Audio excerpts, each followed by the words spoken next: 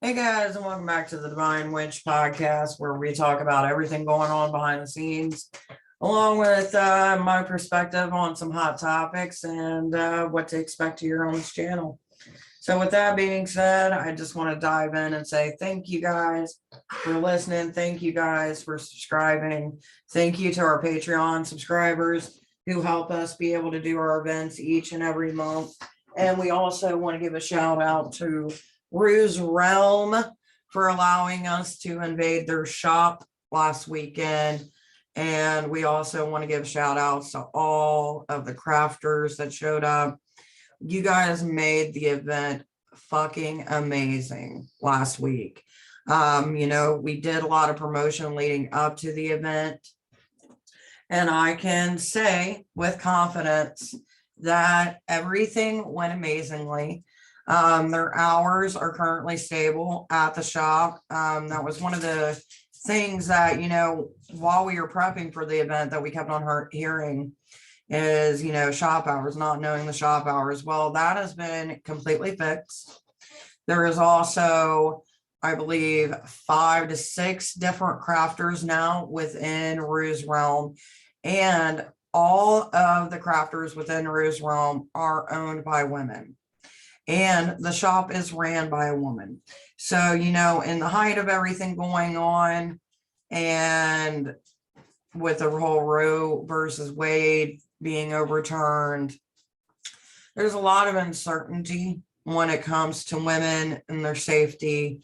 And by having such a place here in Middletown, it gives not only women, but anybody a safe place and haven to come to, which was one of the main goals that the owner of Rue's Realm wanted to achieve. Because, whenever we do a takeover, it's not just for, shops that are trying to make it, but it's also for shops that are there in the community as well. And we're hoping that eventually we can do more shop takeovers of different shops around the area. And that way we can start building our community, building a stable foundation of internet working, and along with, putting aside our differences. Now, during the event, I did capture some photos and things like that, but I am waiting because you guys know normally when we do an event, I release a video talking about the event, my experience with it.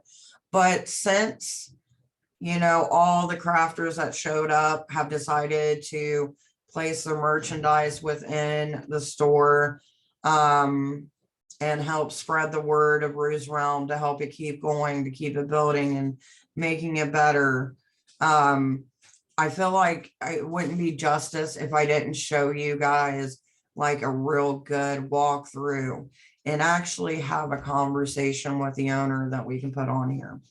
Because as you guys know, we do little interviews here and there. And I think to really tie in how life-changing this event was for not only the shop owner, but for the crafters as well.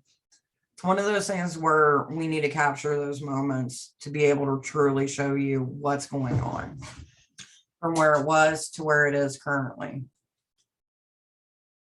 So with that being said, I'm going to wait before I put out anything, but I will confirm to you that it was an amazing turnout. And I thank you, Rue's Realm, for allowing us to take over your shop and putting faith in me and the Divine Witch to be able to do what we could to help you. And we're glad that it worked. We're glad that the community is starting to realize you're there, and hopefully more opportunity will come your way. And from here on up, all there is going up, and I'm glad I could be a part of that, and thank you. Now, as many of you know, we are gearing for a few events. We got one coming up in July, which is Embracing the Feminine event, and we've also got one coming up in August, which is Witch in the Woods, which we're so excited about. It's so weird to think how time has been flying around here over on this channel, and just, sometimes it feels like, you're working from one event, and then as soon as that event's done, you're working towards the next one, and you don't really get to enjoy the process sometimes. But when you're actually at an event and you're able to meet new people, have new ideas, get different networking opportunities, it's life changing sometimes. And you get to meet really cool people that you wouldn't have got to meet probably any other way. So I want to talk about the Embracing the Divine Feminine. The event was created before the whole Roe versus Wade thing kind of came about. It actually came about around Beltane. We were talking to our community. We were asking what the things they wanted to see. And one of the youth was like, we want to see more live one-on-one. We want to learn from our elders. We want to learn how the different energies work for people and how they're different because of the change of time. And, some people don't follow the gender norms and they don't define energy by what gender it has. And that really sunk into me that, around this area and abroad, I haven't really seen much of that. And the Divine Feminine is part of a 3-part series. So we're going to start with the Divine Feminine in July, September, do one for the masculine, and October for one in between.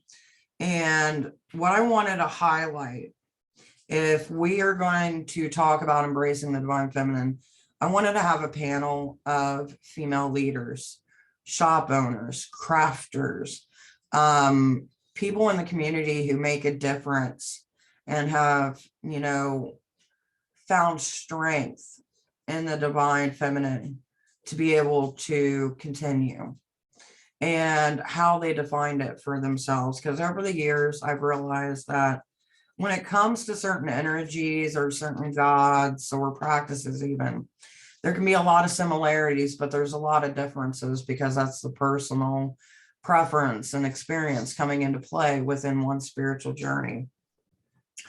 And that's something that I wanted to showcase. So there's a lot of different paths that are going to be on the panel, from Norse to Greek to eclectic to a Christian witch and everything kind of in between. We even got Hellenistic as well. And it's one of those things where I don't only want differences in paths, but I wanted differences in age. Because sometimes we get under the notion as well that age brings wisdom, when sometimes wisdom is gained at an early age due to circumstance and one's spiritual path.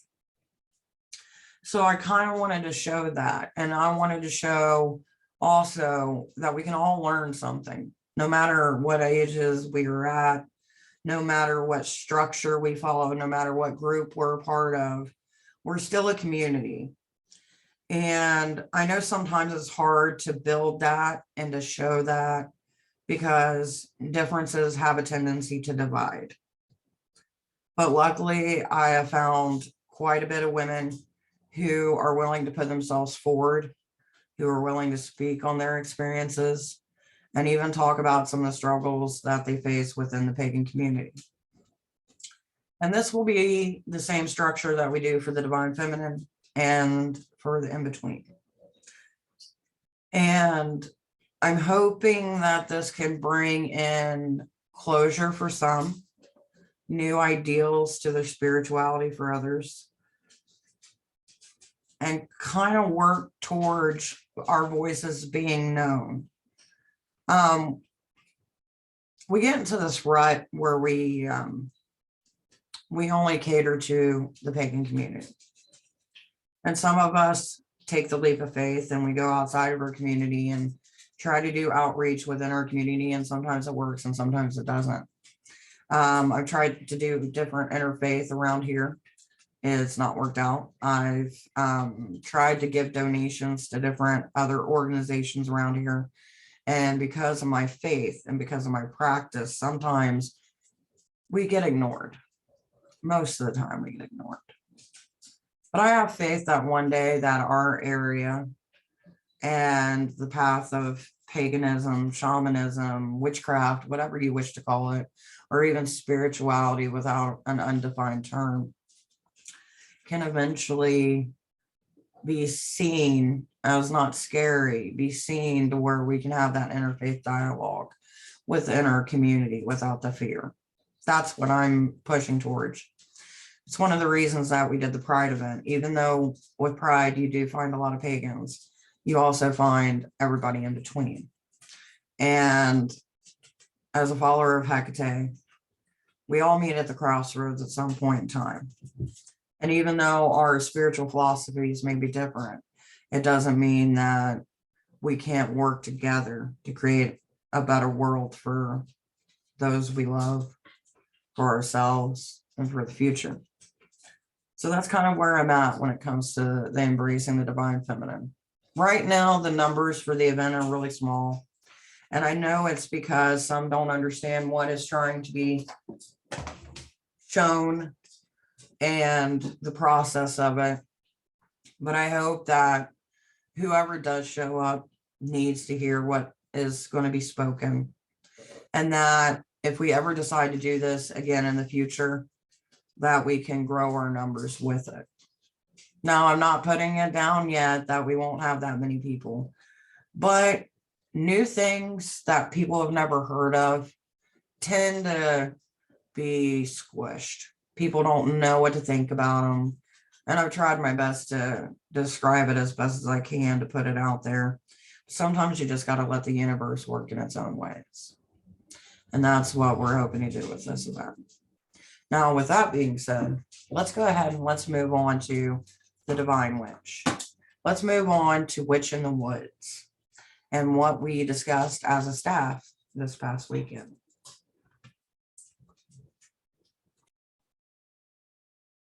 So before I deep dive too much into Witch in the Woods, I do want to talk about what we have been doing, some staff changes that you'll see.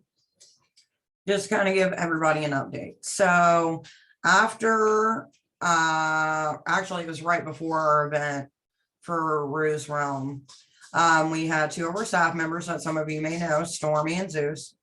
They reached out to me and said that with their personal life and everything that they've got going on, that staff is a commitment that they can't make each month. So they asked if they could still be volunteers, and we said yes, of course. And so if you notice on the website that they're not there, if you notice that they may not be there at all events, this is why. And you know, we get it. Sometimes like when we get people who want to be staff, it seems easier in the moment, in the height of the adrenaline rushes, than it really is. I try to give my team as many breaks as possible. That's why I do all the social media. That's why I plan all of our events. We only have one meeting a month that everybody has to come to. Occasionally, I may ask them to do some research, do some outreach. But other than that, it's pretty hands-on with me doing a lot of the work. Now, I will say this, we do have two amazing staff members. They are also the co-owners of Ragnar's Riches. So they are a couple, each of them is part owner of that.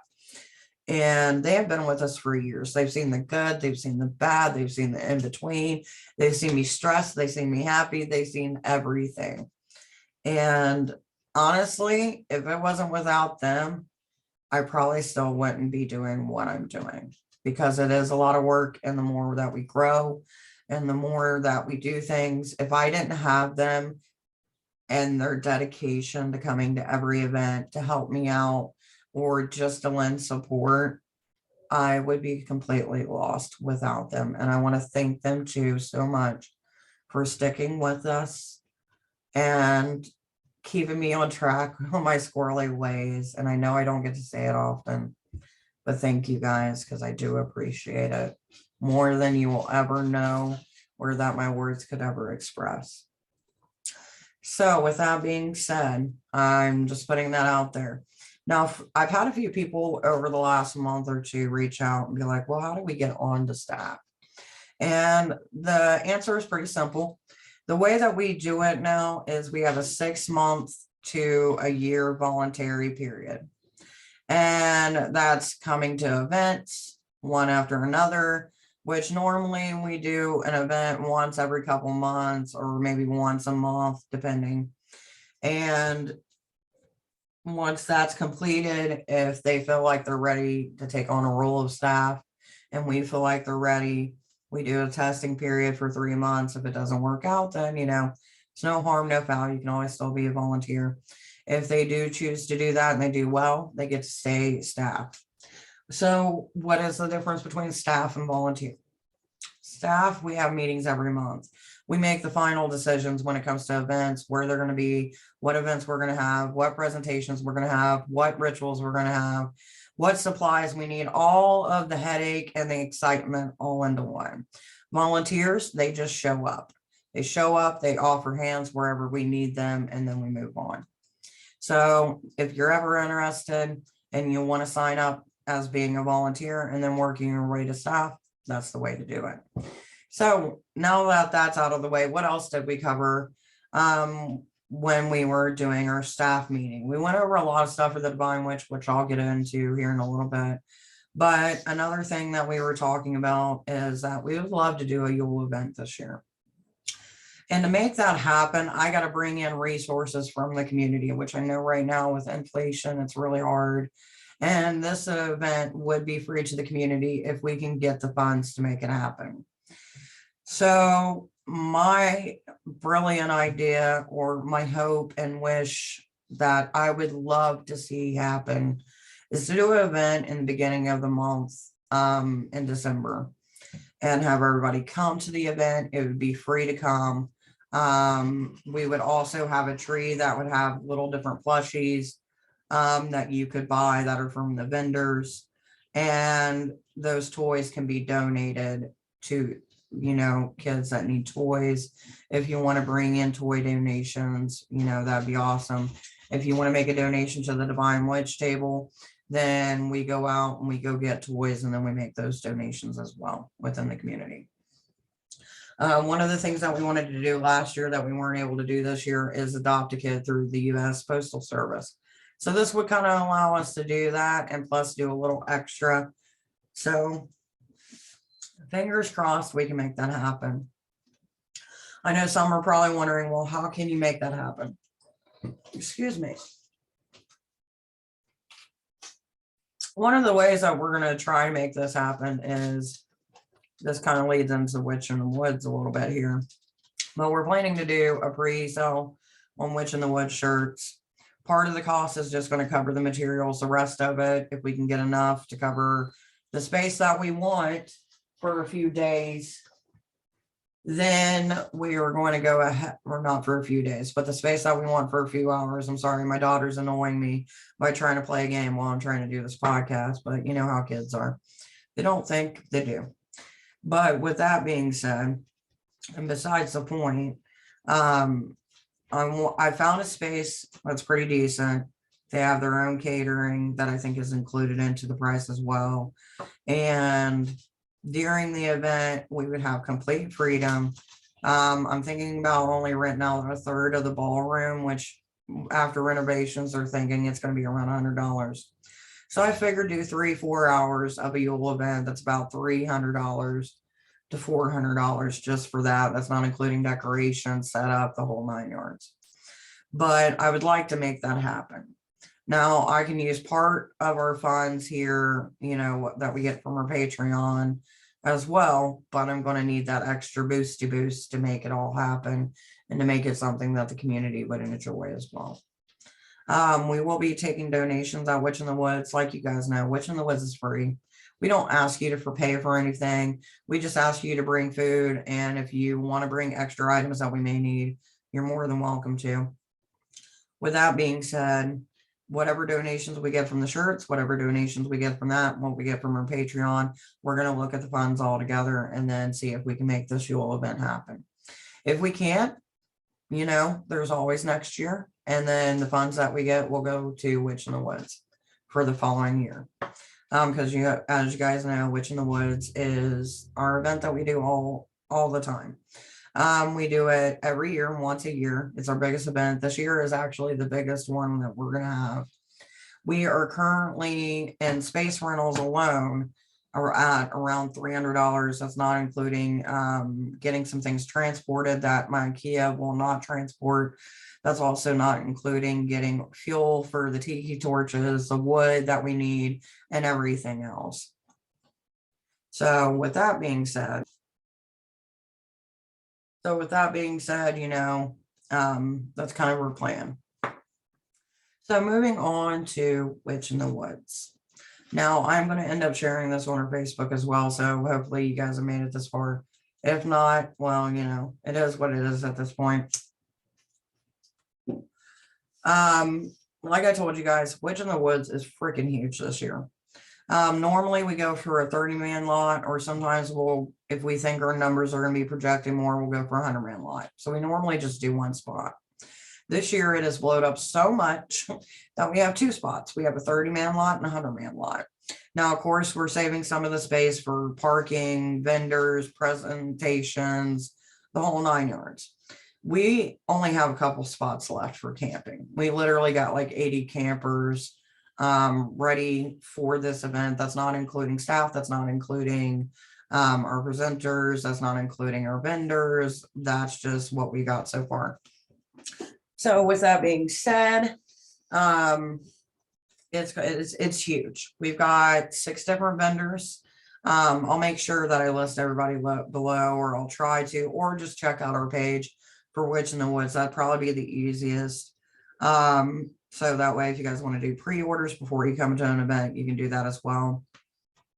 We've got like 4 different presenters. We've got rune reading, Celtic Pantheon, heathendry. We've got one on herbalism that's going to be taking place.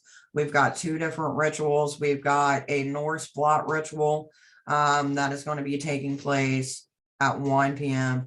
Then at 7, we've got the labyrinth ritual, which is going to be brought to you guys by me. It is very intricate, and I'm really excited to do it. So I hope everybody enjoys that as well. This year too, a little something different that we're doing is we're taking emergency contact forms. You can either download it and bring it with you, or you can fill it out at the event, but it is a must to fill it out at the event. So that way, if anything happens, whether you have an allergic reaction to something or whatever it may be, we are asking people to fill those out. And then once you leave, you get the paper back and no one else sees it besides staff. The reason that we're doing this, one, it protects us and it protects you just in case. It's better to be over-prepared than to be under-prepared, as I like to say. And as you guys know, safety is our number one concern when it comes to our events. The next thing that I will be changing this year is we will have a spot for you to cool down. So what does that mean? So during this event, we will have a first aid area in case you need a Band-Aid. Maybe you need some shade, you need to cool down for a little bit, and everybody's, you know, occupied the shaded areas that are available at the site. That will be available to you.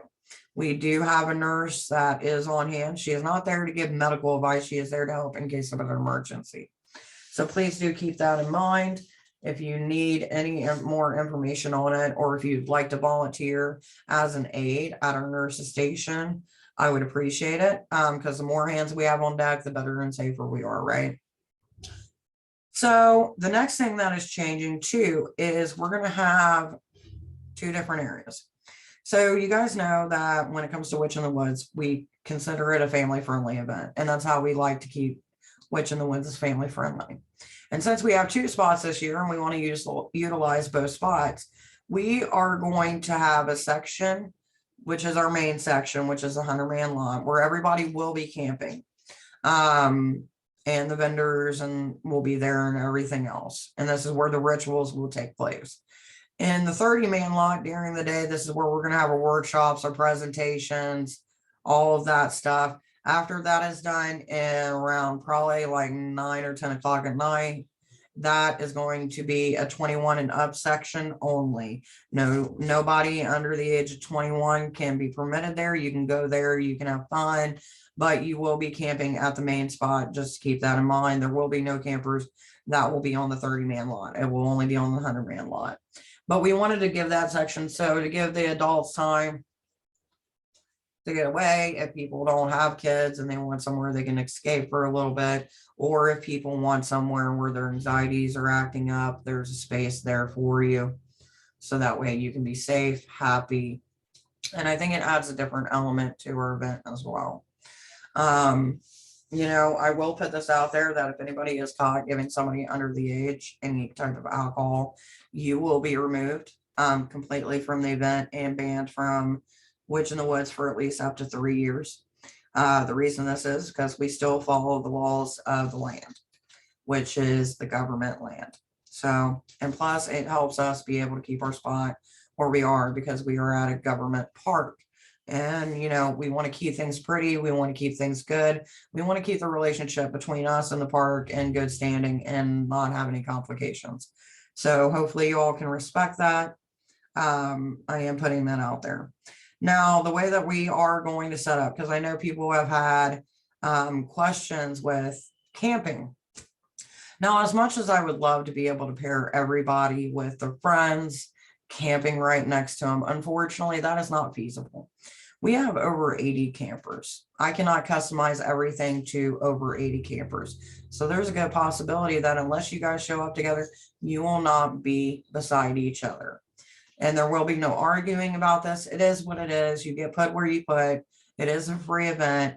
It's just less of a headache for us and less confusion for everybody else. Okay. And I'm sorry that that doesn't make you happy, but look at the event. There is more people than just you and your party. And we have to ensure people are safe and they're having a good time.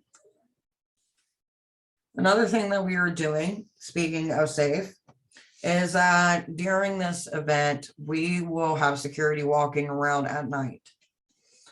The reason of this is to keep people safe, make sure no one's going into anybody's tent that's not supposed to be in their tent. This is also to ensure that nobody's car is getting broken into, because as you guys have read from my post, if you haven't, I'll explain. These campgrounds, we do have parking, but it is very limited parking. So the way that we're going to situate it is if you come to camp, you can pull up, unload your stuff. Someone will follow you back and show you where to park at. It is literally 2 minutes away from where we're at. And our security is going to be around that area. It's also around the campgrounds office. So therefore you get them, you get us, no one's going to be messing with your stuff, and we can drive you back to the spot where we will be camping. Now, you may see some cars that are actually going to be parked on the side. Those are our vendors, our presenters, and the Devine Witch staff, and our volunteers. So this is the easiest way we can do it. We want to make sure that people know this, don't get freaked out. Next year, our big goal is to rent out all 3 spaces. Currently this year, we could only get 2. So if Witch in the Woods continues to be big, we will have all 3 spaces, which means that we'll have an abundance of parking that we can use to utilize.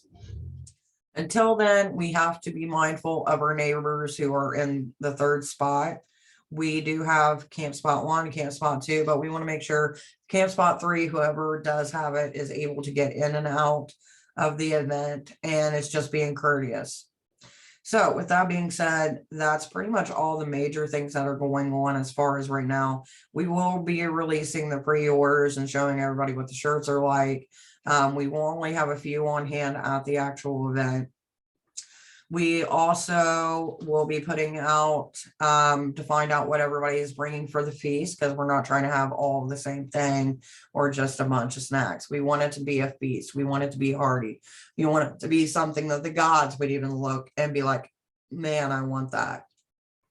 And I will let you know that I am bringing a grill, a good sized grill. We've got a few other people who are bringing grills as well. So we are able to cook meat that way. If that's something you want to do and you want to bring certain meat to be able to replenish our community. If you guys wish to do a stew and you have the proper cooking ware for it and want to bring it, that's more than fine. But do keep in mind, whatever dishes that you do plan to bring, you will have to include a ingredient list. The reason this is because people have allergies, and the last thing we want to have to do is hit somebody with an EpiPen and send them on their way. You know what I mean? So that way they can get the care that they need. We want to make it safe for everybody. So when you guys see that post, just kind of keep aware of that. Now, there is one thing that you guys did see that I've already posted, which is things that we need. We obviously need wood because I can get some. Staff's getting some. We're asking anybody who can bring some because we want to have a good big fire. We want to keep everybody warm because we are going to be by the lake.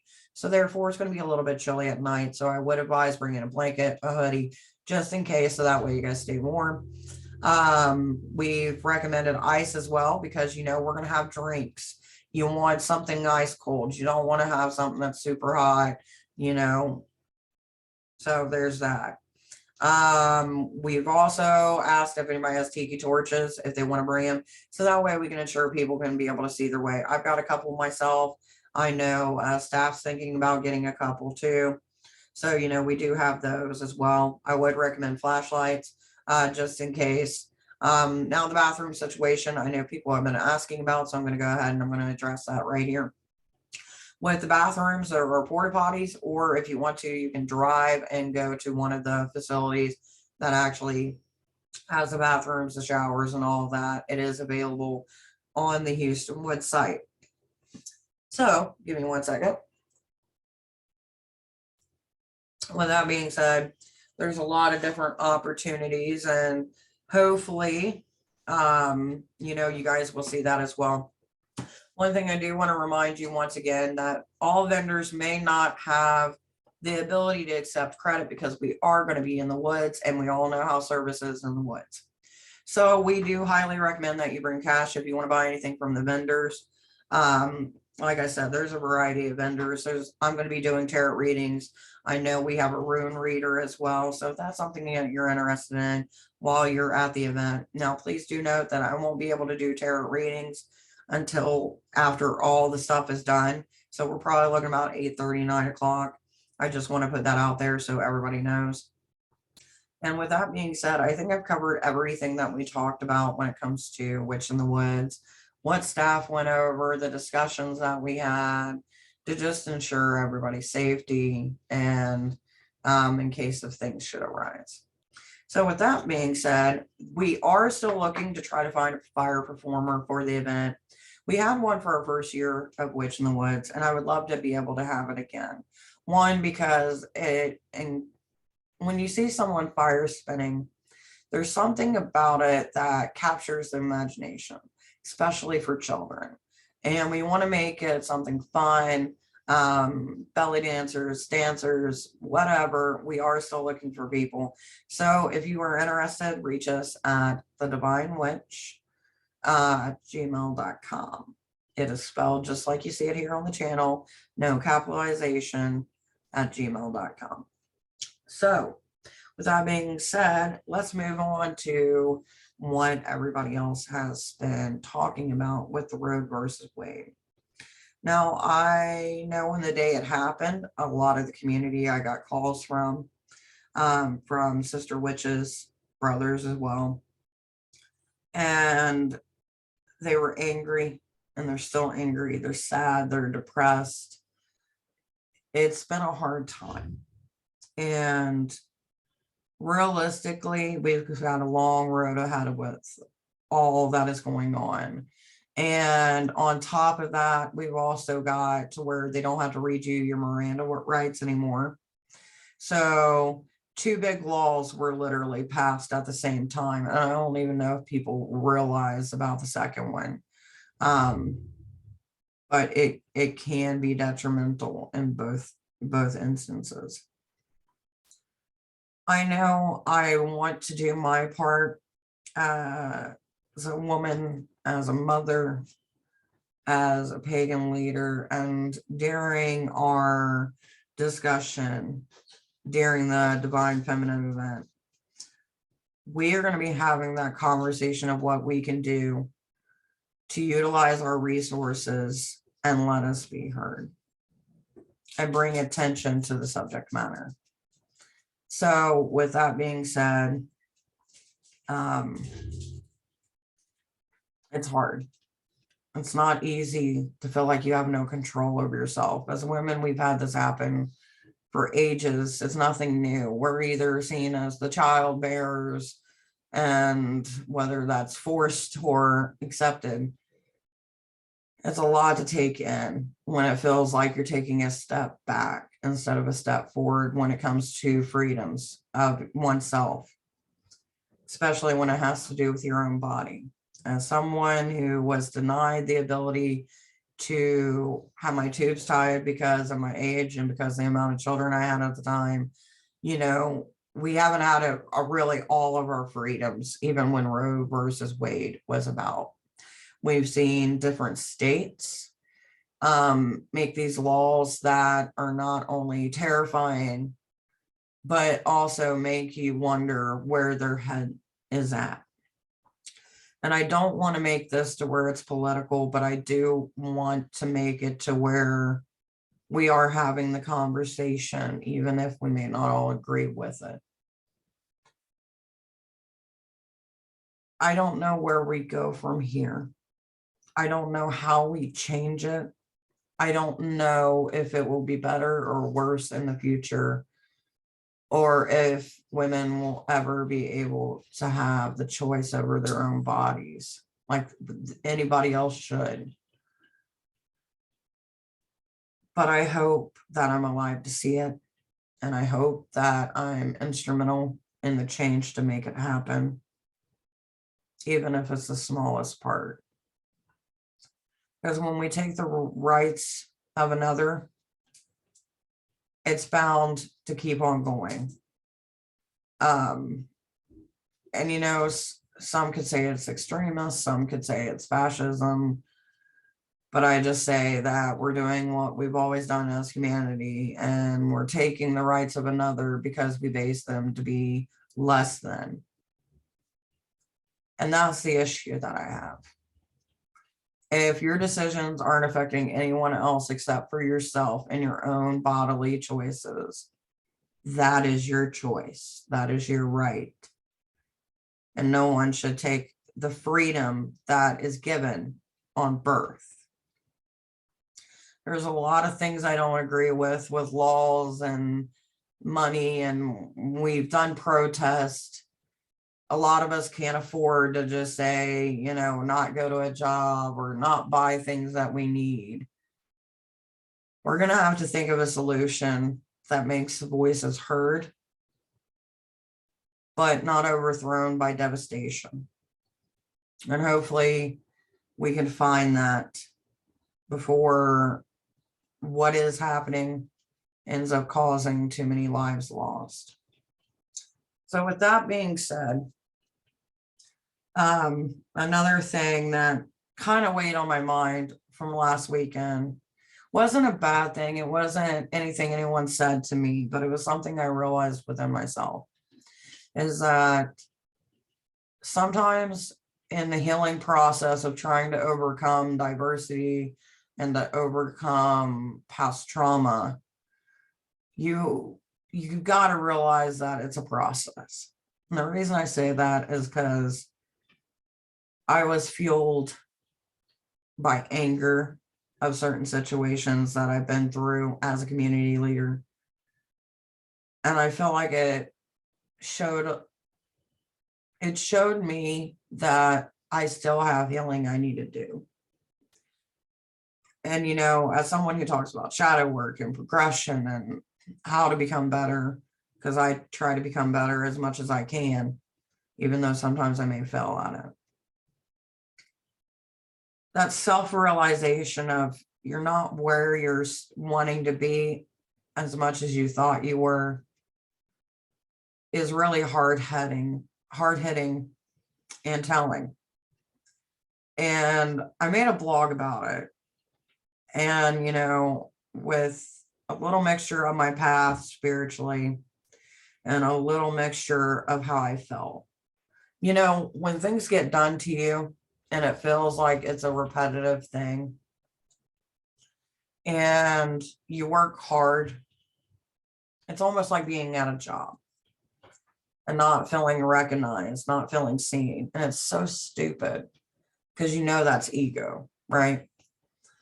But then at the same time, other people are validating how you feel because they see it being done.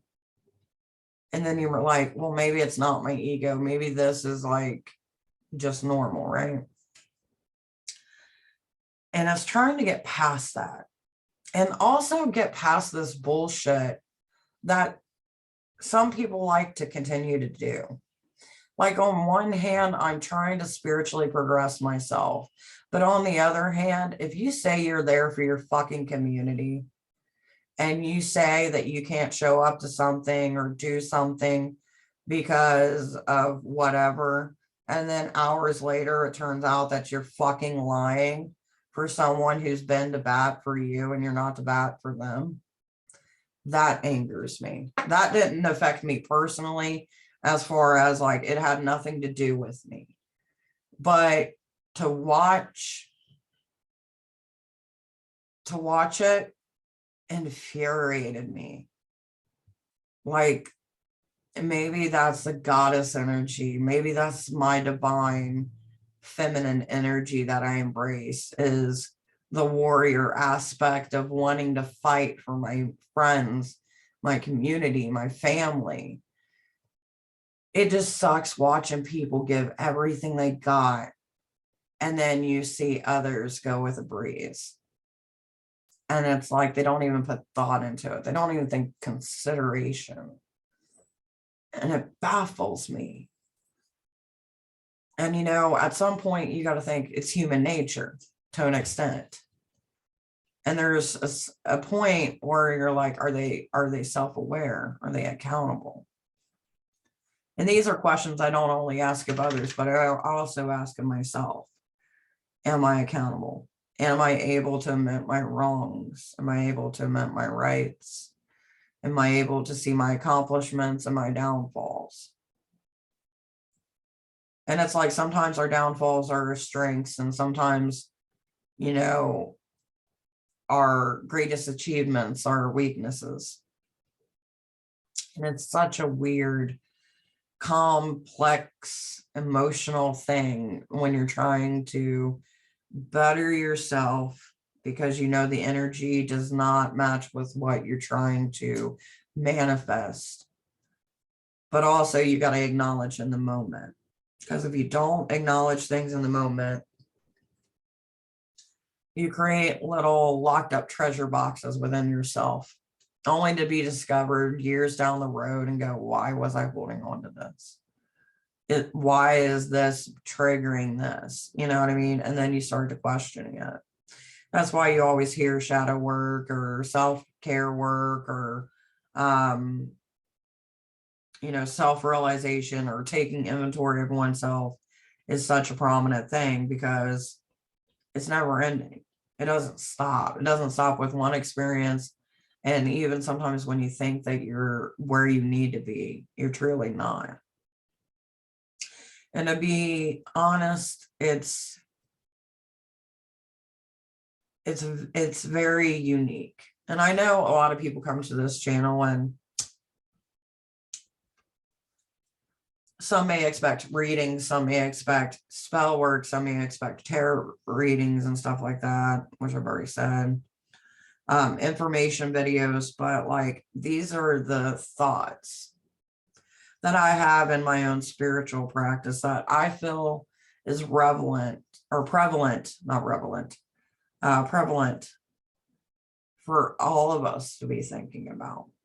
Because, we talk about philosophical and theories, but what theories and philosophicalness or ideology can we have if we remain ignorant in our own ways? And I think that's the final thought that I have for today's podcast. And hopefully it helped you, informed you, gave you some insight into my own personal opinions, practice, and vibrations towards the world around us and within myself, and that I'm trying to do better as a person at each and every day. And I hope that that's something you strive to do in your personal practice as well.